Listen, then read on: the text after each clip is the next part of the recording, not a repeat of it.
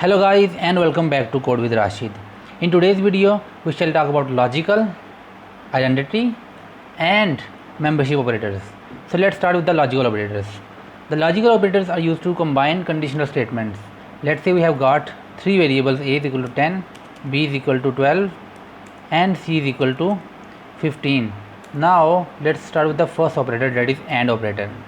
The AND operator returns true when all of the conditions are true. Let's say we have got the first condition, that is a is greater than b, and the second condition, that is c is less than b is less than c. So let's print this result and see the output. Here a is greater than b is false because 10 is less than 12, and similarly b is less than c, that is 12 is less than 15 is true. So in the case of AND, all of the conditions are needed to be true, but here a is greater than b is false, so the final output will be false. So now let's make a is less than b. In this case the first condition is true and the second condition is also true. So all of these conditions are true, so the final output will be true because AND returns true when all of the conditions are true. So this was the AND operator. Now let's discuss another operator, that is OR operator. The OR operator returns true when any of the conditions is true. So let's see if we write a is greater than b and b is less than c. Here a is greater than b is false, but b is here we need to use the OR operator, and b is less than c is true because 12 is less than 15. So one condition is true, so the OR operator will produce the true result. Let's run this program and see the output. Let's comment this and run it again, and you will see that we have got the true result. The OR operator only returns false when all of the conditions are false. So if we write b is greater than c, in this case the first condition is false and the second condition is also false, so the final output will be false. So this was the OR operator. Now let's discuss the final logical operator, that is NOT operator. The NOT operator actually reverses the result. So let's say we have got a is greater than b, the output will be, let's print this, that will be false because a is less than b. But if we will use the NOT operator, that will reverse the result, so the false will become true. Let's run it again. Now we have got true. Similarly, if this condition will return true, the NOT operator will actually reverse it to false. So if a is less than b is true because 10 is less than 12, but NOT operator will apply the reverse operation and the true return will become false. Let's run this program again. Now we have got the false result here. So this was the NOT operator. Now let's discuss the identity operators. Identity operators are used to compare objects and their memory locations, not their values. So let's say we have got a is equal to 10 and b is equal to 10. Now if we write the first identity operator is. So if we write a is b, let's print this and see the output.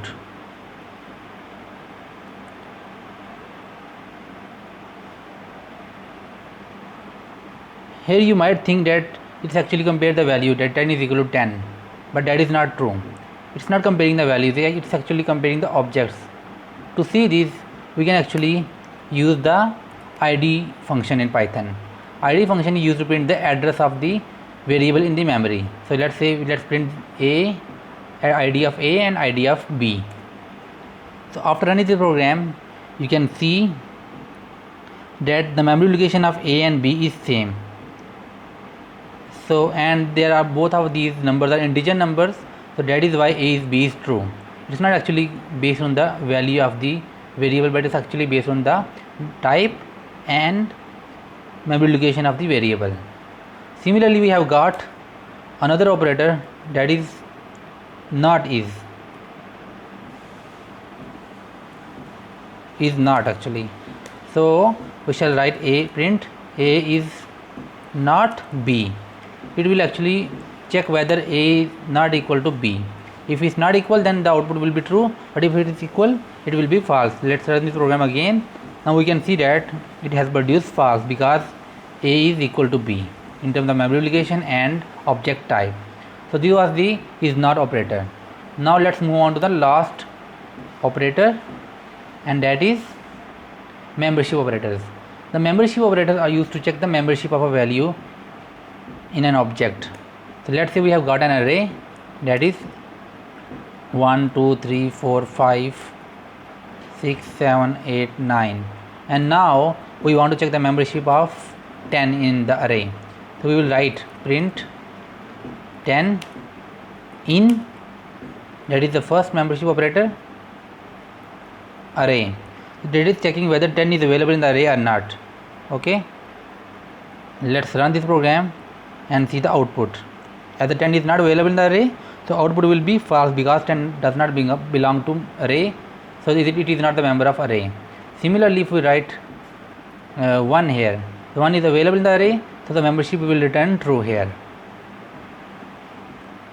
The final operator is not in, so we shall write print 5 not in ARR. It is a reverse of in, so it is checking whether 5 is not in array. If 5 is not in array, it will return true, otherwise it will return false. But the 5 is already there, so this operator will return false. But if we put any operator that is not in the array, it will return true. Let's run this program again, and we have got true result. So guys, this was the logical operator, membership operator, and adjoining operators. So if you like our video, please subscribe to our channel. Inshallah, we will come back with the latest video in the future. Till then, goodbye and take care.